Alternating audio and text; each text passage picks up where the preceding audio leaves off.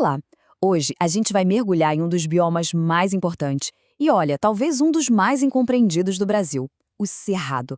Vamos descobrir juntos por que essa savana, que é simplesmente a mais rica do mundo em biodiversidade, é tão estratégica para o futuro do país.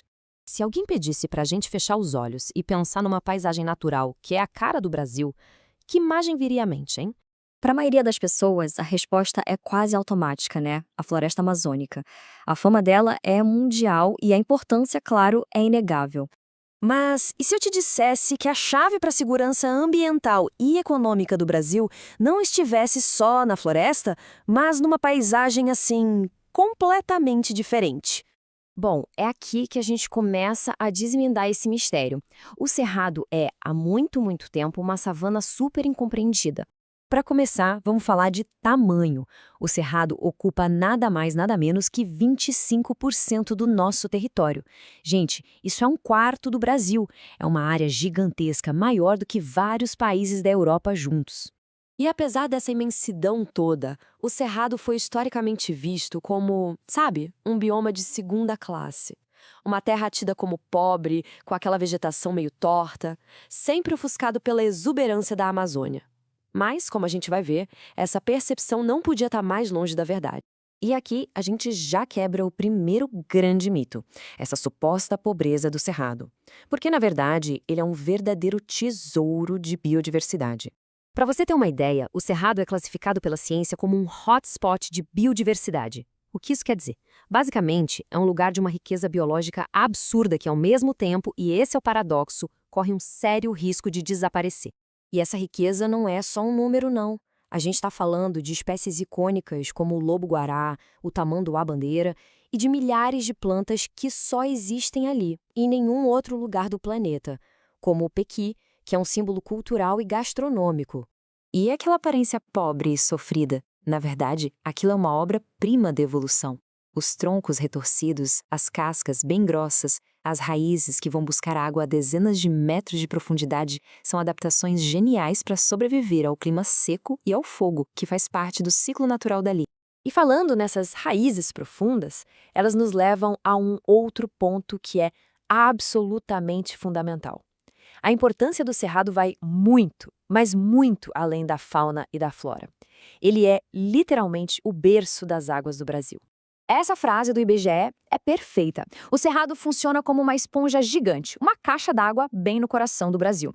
Ele absorve a água da chuva e vai liberando aos poucos, distribuindo esse recurso para boa parte do continente. O alcance disso é impressionante.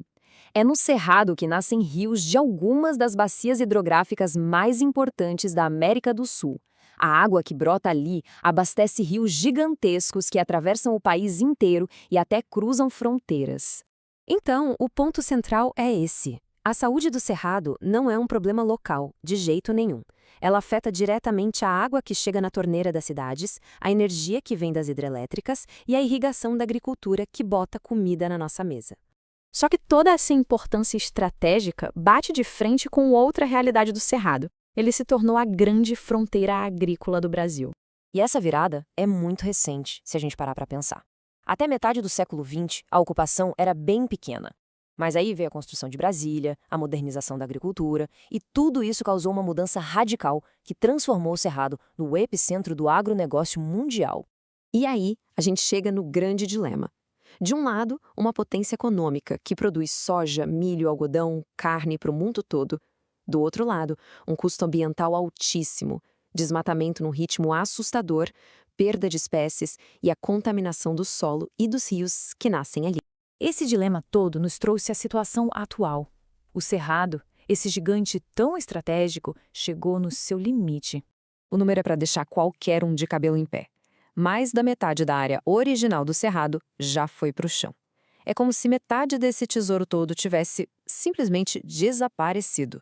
Esse gráfico deixa tudo bem claro, né? A gente está num ponto de virada. Quase metade do bioma já virou outra coisa, principalmente pasto e lavoura. E o que sobrou, claro, está sofrendo uma pressão enorme. E o que torna tudo ainda mais grave é que, mesmo com toda essa importância para a água e para a biodiversidade, o Cerrado sempre recebeu muito menos atenção e proteção na lei do que a Amazônia. Ele é o gigante esquecido também na hora de criar políticas de conservação. Isso tudo nos leva à pergunta final, a pergunta que vai definir o futuro, não só do bioma, mas do país inteiro. Levando em conta o papel vital do cerrado para nossa água, para o nosso clima e para nossa economia, será que é possível conciliar a produção de alimentos com a preservação do que ainda resta desse gigante? A resposta para essa pergunta vai moldar o Brasil que veremos nas próximas décadas.